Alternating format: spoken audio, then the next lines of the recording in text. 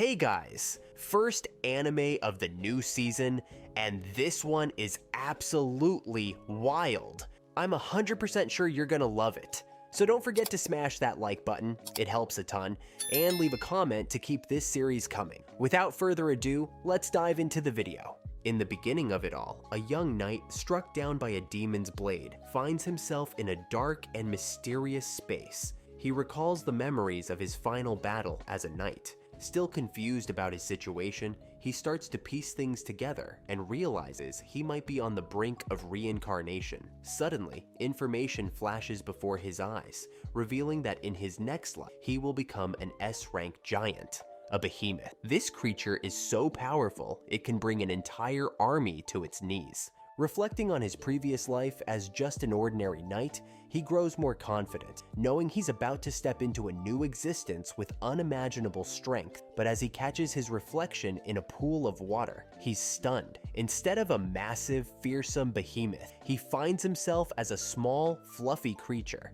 essentially a kitten. Facing his first enemy, a slime, he decides to test his abilities and quickly eliminates the threat by summoning a stone pillar. However, using his skills leaves him feeling ravenous, as he hasn't eaten anything since being reborn. With no better option, he eats the defeated slime and is surprised by how delicious it tastes. Saving some slime remains in his storage for later snacks. He ventures onward, effortlessly defeating other monsters he encounters along the way. That is, until he stumbles upon a treasure chest, an item he never managed to find in his previous life as a knight. Excited, he approaches the chest, only to realize too late that it's a teleportation trap. Instantly, he's transported to a dark chamber and comes face to face with an S-rank earth dragon. The dragon sneers, calling him a pathetic creature and vowing to kill him for disturbing its slumber. Despite the overwhelming danger, the knight turned kitten narrowly avoids the dragon's deadly attacks by combining his newfound abilities. Meanwhile, in another part of the labyrinth, a young elf is preparing for battle. Back with the kitten, he barely escapes the dragon's wrath by using his wings and flees, battered and exhausted, through the labyrinth's corridors. Spotting light at the end of a tunnel, he feels hope rise within him, thinking he's close to freedom. But as a shadow looms closer, he realizes this might be the end for him. Overcome by his injuries, he collapses. Moments later, the young elf discovers the tiny kitten lying unconscious on the ground. She gently picks him up and takes him back to her home, where she tends to his wounds with care. When he wakes up, he notices the elf's healing work, covered in bandages, and briefly mistakes her for an angel. Unaware of the kitten's true strength, the elf believes he's just an ordinary cat, harmless and incapable of causing any trouble. As time passes, she carefully removes his bandages, noticing his steady recovery. One day, she decides to leave him alone at home while she steps out. During this time, the kitten reflects on her kindness and decides to treat her as his master, as she saved his life and gave him a place to stay. Determined, he promises to protect her for as long as he lives and sets out to find her. Reaching the dungeon where he first appeared, Tamer observes Arya from a distance and wonders if she'll be okay. Suddenly, she draws her sword and begins taking down goblins left and right with remarkable skill, showing that despite her delicate demeanor, she's far from defenseless. Watching her speed and precision, Tamer is awestruck. He's never seen such impressive swordsmanship. However, he notices her movements becoming restricted due to the weight of her longsword. Out of nowhere, a new goblin appears. Arya, clearly fatigued, admits she's a bit too tired to continue fighting, but refuses to back down. Tamer notices that this isn't just any goblin, it's a magic-wielding goblin. When the creature unleashes a fireball, Tamer quickly realizes that Arya won't be able to dodge in time. Torn between keeping his strength hidden and protecting her, he rushes forward, shoving her out of the way of the attack. To avoid raising suspicion, he limits himself to clawing at the goblin's eyes rather than revealing his true power. Arya, confused by Tamer's intervention, picks him up and takes him back home after defeating the goblin. On the way, Tamer finds himself nestled against her chest, feeling an unexpected sense of comfort. Soon after, they arrive at the Adventurers Guild in the bustling commercial district. There, a man recognizes Arya, and noticing how Tamer is snuggled in her arms, jokingly remarks that he wishes he could trade places with the cat. As they proceed further, Arya runs into a man named Kazman, who immediately compliments her appearance. Surprised to see her, he mentions he didn't expect her to change her mind about attending his party. However, Arya firmly clarifies that she has no intention of staying for any party. Ignoring her protests, Kazman moves closer, promising to take good care of her. Seeing him invade her personal space, Tama leaps into action, biting Kazman's hand and scratching his face. Furious, Kazman draws his sword to challenge Tama, but before he can act, Arnold, the guild receptionist, steps in and halts Kazman's blade, sternly reminding him that fighting is prohibited on guild grounds. As Kazman meets Arnold's gaze, fear overtakes him, and he flees the scene with his tail between his legs. Arnold then offers Arya assistance should Kazman attempt to harass her again. Observing how Tama fiercely defends her, Arnold remarks that the little cat behaves like a true knight, loyal to his master. Arya smiles and explains that Tama has already saved her twice that day, solidifying her decision to keep him as her pet. She announces that she'll call him Tama from now on, inspired by a very particular part of his anatomy, she adds cheekily. Tama, hearing this, feels relieved. Now that he'll live with his master, he won't need to wander aimlessly to survive. Spending more time together, Tama soon discovers that Arya is quite the drinker, indulging like a first-class lush. Meanwhile, Arya notices Tama's tendency to ignore her commands. Frustrated, she warns him that if he keeps this up, he won't be allowed to join her in the bath. Shocked, Tama adamantly refuses the idea of bathing with a woman, deeming it a disgrace to his knightly honor. However, he ultimately ends up in the bath with her anyway. During their bath, Arya shares a personal story. She recounts how her hometown was ravaged by demons long ago, only to be saved by a legendary heroine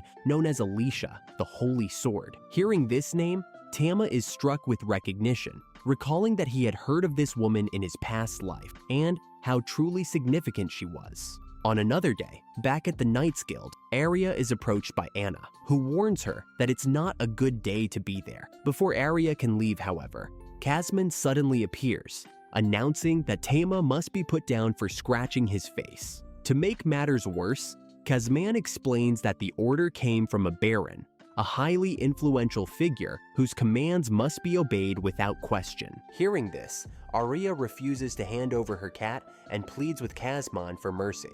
Kazman, smirking, proposes a different solution. They can settle the matter with a duel. If Arya wins, Tama will be allowed to stay, but if Kazman wins, Arya must agree to become his wife. Stunned by the absurdity of his terms, Arya pauses briefly before ultimately deciding to accept the challenge. That night, they gather at the arena for the duel, with Anna stepping in as the referee. She reminds both parties to fight fairly and honorably. Kazman, brimming with confidence, generously offers Arya the option of external help during the fight, as he knows he's far stronger than her, making a one-on-one match unfair. Turning to the crowd outside the arena, he calls out, asking if anyone would stand beside Arya in the duel. But his taunt is met with silence, as no one dares challenge the Baron's authority. Just when it seems Arya is alone, Tama steps forward, positioning himself by her side. His determination to protect his master is clear to all. Anna, observing this, acknowledges Tama's bravery and readiness to defend Arya. Kazman, on the other hand, dismisses Tama, claiming he has no objections to the cat fighting alongside her since it won't pose any real challenge. Tama, enraged by Kazman's arrogance and for making his master cry, vows to make him pay.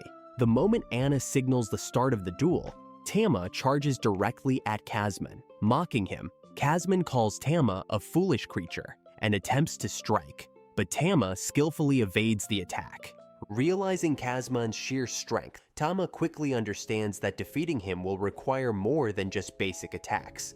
Arya, seizing the opportunity, dashes toward their opponent and warns Tama of the danger of facing Kazman head-on. She activates her acceleration skill to close the distance rapidly, but her strike ultimately misses, passing right by. Seeing Arya's ability firsthand, Kazman acknowledges her speed and admits that she is as swift as the rumors claim. Even so, he confidently declares that her skill won't be enough to secure victory. Meanwhile, Tama realizes that Kasman has a point. Arya truly isn't in a condition to defeat him. As she tries to land a hit by throwing shurikens, Kasman blocks the attack effortlessly with his cape. Without hesitation, he charges at her, delivering a heavy blow to her stomach that leaves a painful bruise. Watching her struggle, Tama starts to believe he could easily take Kasman down if only he used his abilities. As Kasman relentlessly attacks, he manages to disarm Arya, leaving her completely defenseless and on the brink of defeat. Before delivering the final blow, Kasman begins drooling like a rabid dog, declaring that she will finally belong to him and become his wife. Tama, torn about whether to intervene, wrestles with the risk of revealing that he's no ordinary cat.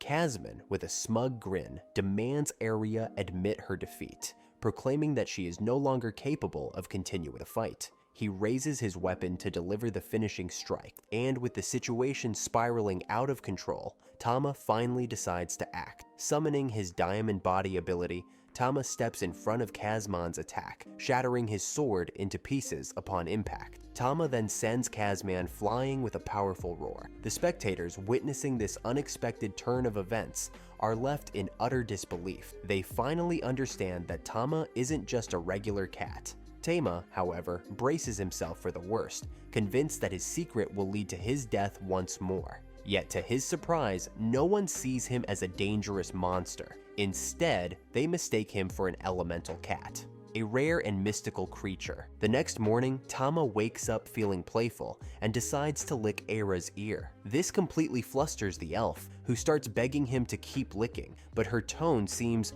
well, a bit too much, leaving Tama totally frozen and unsure of how to react. After shaking off the awkwardness, Aira heads over to the blacksmith Vulcan. The moment Vulcan spots Tama, she starts asking all kinds of questions about him. Aira explains that Tama is an elemental cat she stumbled upon by chance and decided to keep as her pet. Hearing this, Vulcan becomes even more intrigued and asks to hold him. But then, they shift back to the main reason for Aira's visit. She asks Vulcan to craft armor for Tama. Vulcan gets super excited about the project and starts taking all of Tama's measurements. She mentions that they'll need to use magic to make the armor adjustable as Tama grows, but it also has to be flexible enough to not hinder his movements. By the time night falls, Vulcan is hard at work on the armor, clearly enjoying every second of the challenge. The next day, the armor is finally ready. Aira is over the moon seeing Tama wearing it, calling him absolutely adorable. Vulcan, however, shifts her focus back to Aira's sword, pointing out that it can't be reinforced or made lighter without compromising its durability. Aira recalls that Vulcan has reforged the sword multiple times, but she still struggles to wield it effectively. That's when Vulcan comes up with an idea. They'll test Aira's combat style in a dungeon to better understand how she uses her equipment. This way, Vulcan can figure out the best way to upgrade the sword. They head to a nearby dungeon, and Vulcan starts wiping out monsters left and right. Watching her in action, Tama realizes Vulcan's reputation as a powerhouse wasn't an exaggeration. In fact, seeing her fight up close leaves him even more impressed. At one point, Vulcan takes down a magic goblin with a single strike. Aira, stunned, asks how she managed to block the goblin's fire attack. Vulcan explains that she simply channeled her blacksmithing skills into her combat techniques,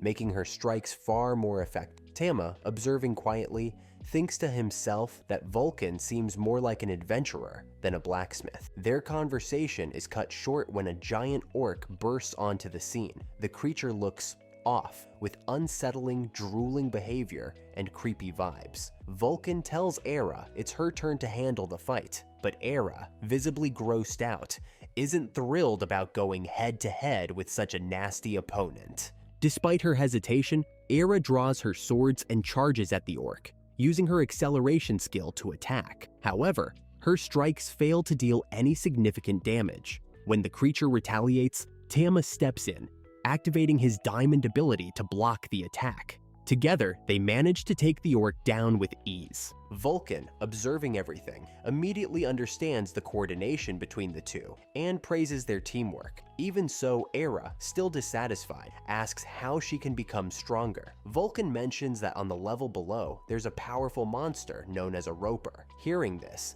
Era eagerly agrees to face it, only to be disappointed when she sees the creature up close. She turns to Vulcan, questioning if this tentacle-covered monster is really the fearsome foe she spoke of. Vulcan assures her that it is, indeed, the dangerous roper. Meanwhile, Tama instantly grasps the peril of a tentacle-laden creature. Being Japanese, he knows that nothing good ever comes from a monster like this. Vulcan advises Era to stay vigilant and avoid being caught by the roper's tentacles, warning of dire consequences otherwise. Taking the advice to heart, Era launches her attack, dodging the roper's tentacles with all her focus. As Tama watches, he notices that Era is struggling to even get close enough to land a hit, as her attention is completely absorbed in avoiding the creature's grasp. At one point, Era's sword gets knocked away. Seeing this, Vulcan tosses her a much smaller blade, which she uses to stab the roper. With her acceleration skill, she follows up with a flurry of attacks. Mid-fight, Era realizes that the roper's movements are slowing down, likely due to the repeated strikes. Sensing an opportunity, she slices off its tentacle-like limbs one by one. In response, the roper releases a suspicious-looking white liquid, which disgusts Era and fuels her frustration. Enraged, she charges at the creature once more, landing a decisive blow with a skillful technique she names Cutting Whirlwind, ending the fight. Meanwhile, Tama sees a chance to steal the roper's abilities and decides to take a bite of its flesh. However, the moment he tries, he's overwhelmed by how bitter and revolting it tastes.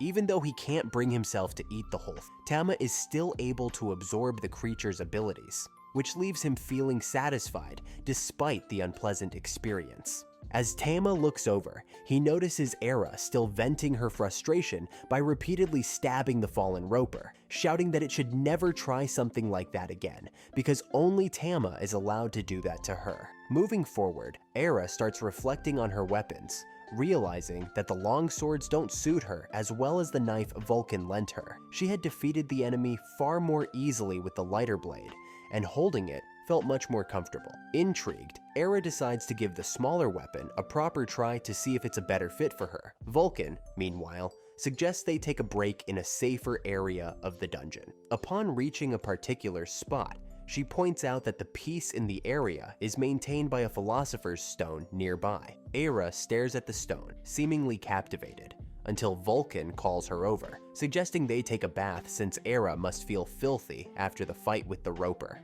As Vulcan begins undressing, Tama quickly averts his gaze to maintain his honor as a knight. However, Ira beckons him to join them in the bath. Left with no other choice, Tama complies. During the bath, Aira asks Vulcan about her old party, and Vulcan explains that they eventually disbanded for various reasons. Some members got married, others started families. Though it could be seen as a negative, Vulcan remarks that it's just the way things go with adventuring groups. Vulcan then cautions Aira to be careful with Tama, noting that elemental cats can crossbreed with other creatures. Hearing this, Tama recalls that the hybrid option was indeed available among the abilities he absorbed from the roper. Vulcan also warns Aira that she won't be able to control Tama for long. Once he fully matures, it will be impossible to keep him in check, and he might even make advances on her. Instead of being alarmed, Aira becomes excited at the prospect of Tama growing up and remarks that they could meow meow together. Stunned by Aira's bizarre comment, Vulcan is visibly taken aback, admitting she never expected to hear something like that. As they continue deeper into the dungeon, the group encounters a minotaur. Aira and Vulcan attempt to attack, but the enemy skillfully defends itself. During the intense battle, a sudden avalanche of rocks begins falling toward Vulcan. Acting quickly, Tama uses his diamond-coated body to shield her from harm. Impressed and grateful, Vulcan can't help but gush over Tama's heroic action. Aira manages to land a precise strike, piercing the Minotaur's chest with her small dagger and taking it down instantly. Meanwhile, Vulcan, still overwhelmed by gratitude, gushes over Tama for saving her life, calling him a truly strong man. When they return to the guild, they are greeted by Arnold, who beams with pride at Aira's growth as an adventurer. To celebrate the success of the mission, Vulcan and Aira decide to stay at the guild for a meal. During their conversation, Tama observes the camaraderie and reflects on the bonds he shared with his former teammates in his past life. As they chat,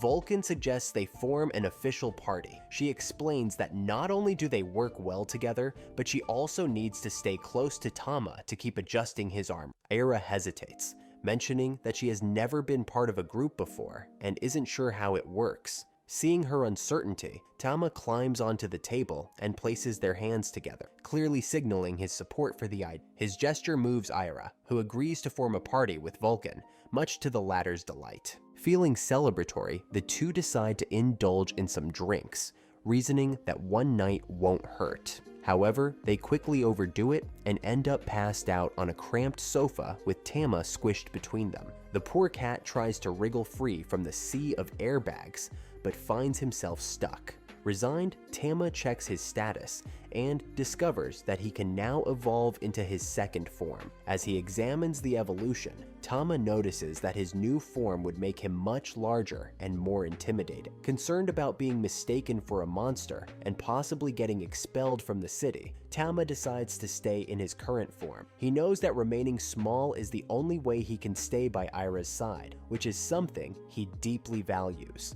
The next morning, Aira takes Tama for a stroll through town. During their walk, they come across a disturbing scene. A young girl being beaten by a man over a minor collision. Despite her attempts to apologize, the man continues mocking and assaulting her. As Aira approaches, the man and his companions notice Tama, the elemental cat who almost defeated Kazma. Recognizing him, they panic and flee the scene. Aira kneels beside the injured girl to check on her. The girl introduces herself as Lala, prompting Aira to gently ask about her parents. Lala turns her face away, a sadness overtaking her expression, silently hinting that she no longer has her parents. Seeing the girl's situation, Aira gently invites her to come along. She takes Lala to a church where other orphaned children are cared for. As Lala interacts with the children, she begins to smile again, remarking on how kind and friendly everyone is. Observing Aira's compassion and dedication to visiting and helping the orphans,